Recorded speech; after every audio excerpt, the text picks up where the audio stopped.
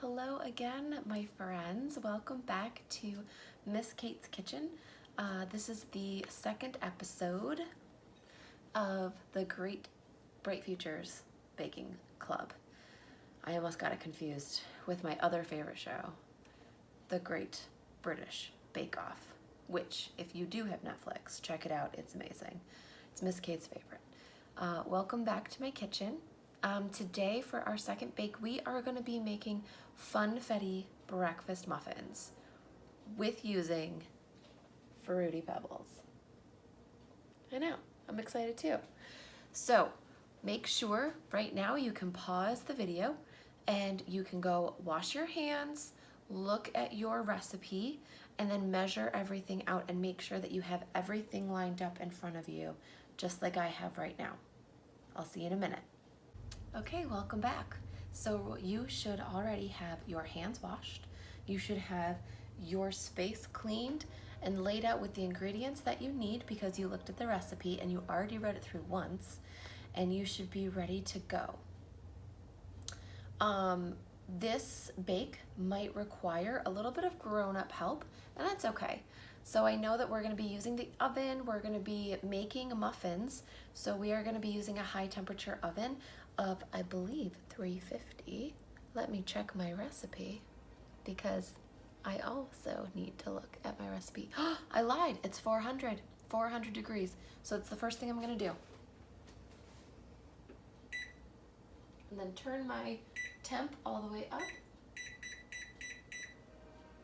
to 400 so that can preheat, because we don't want to put the muffins in when we turn the oven on, because then it'll be a cold oven. Doesn't make sense, does it? All right, so let your oven preheat, make sure everything is set up, and then we're gonna go step by step. Okay, everything is set up. First things first, step one, combine flour.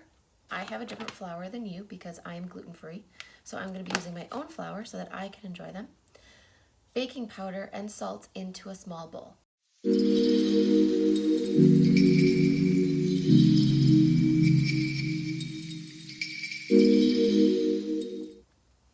Okay, so you have already combined the flour, baking powder, and salt into your small bowl, and then you've mixed it around to make sure that it's good and combined, and then you set that off to the side. Next, you take your butter in a different bowl, your butter, which is 4 tablespoons or 1/4 cup. You place that into the bowl. Make sure that your butter is soft. You can leave it out at room temperature for just an hour or so, and it should be plenty soft from the fridge. Then we need to put the sugar into with the butter. So you have your 1/2 cup, go for your sugar, and you're gonna place that into the bowl. What does cream the butter and sugar mean together? Well, it means you're gonna mix it and you're gonna make sure all the sugar is combined into the butter. That might take a while and a little bit of muscle, but you can do it.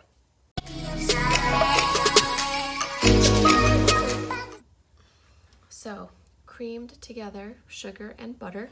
There's no little spots of sugar left, and the butter is a light color, and so everything is combined. Next step says, mix the dry ingredients we have on the side with the wet ingredients, which would be the milk, which is right here.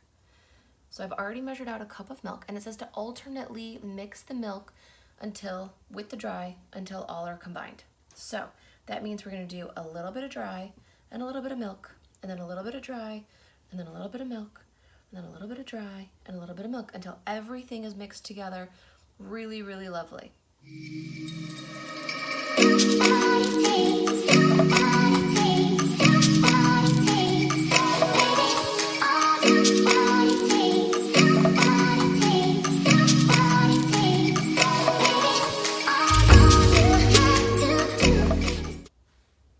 Okay, so your batter should be nice and smooth. Everything is combined, and my arm got a little bit of a workout during that, so I bet yours did too. If you have a mixer at home, that is also an option, but we decided to just do it the old-fashioned way by hand because why not, right? So next step, after everything is combined, all the dry ingredients and all the wet ingredients, you get your cup of the Fruity Pebbles. Smells delicious. I'm really excited. So what the directions say next is to fold in the Fruity Pebbles. This means to be gentle and not whisking or really, really going quickly when you're mixing the Fruity Pebbles into your batter. So pour that in, and then you just kind of scoop around the sides until everything is combined. And sometimes you have to go down the middle and then scooping and folding. So the batter is folding in on itself. You want to make sure that all of your Fruity Pebbles are getting in every part of the batter, not just some. So that looks like evenly distributed Fruity Pebbles in my muffin batter. I'm going to come over here and finish lining my cupcakes, or my cupcake tin rather. Yours will have 6, so you will have 2 tins.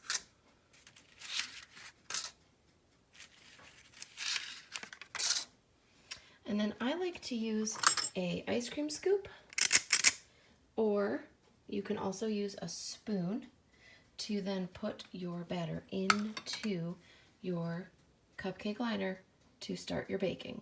Also, my oven is ready. Here we go.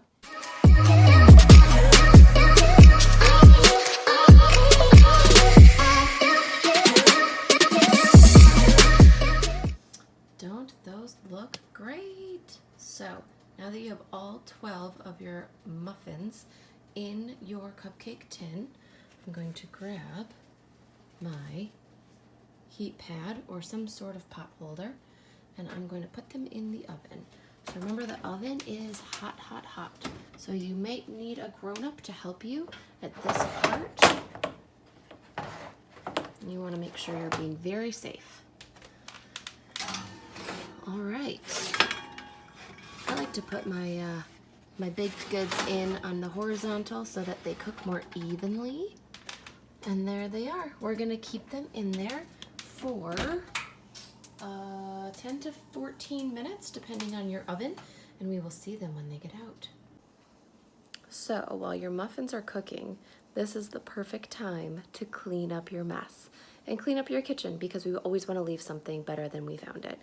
And especially if it's our grown-ups' kitchen, they're gonna want us to clean it. So take a few minutes and go do that.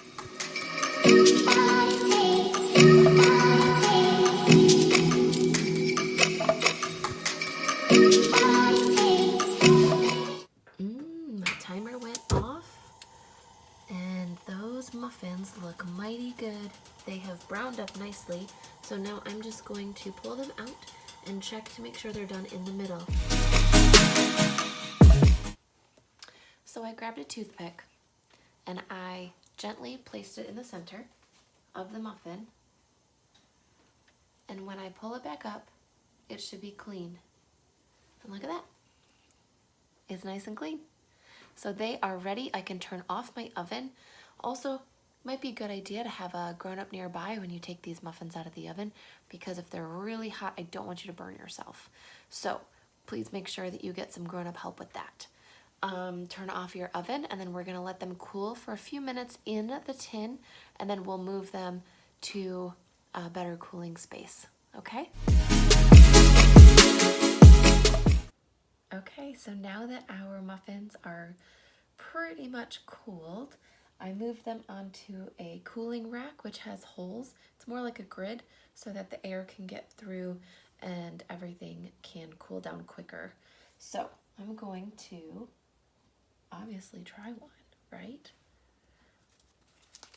Looks really, really good. And smells good too.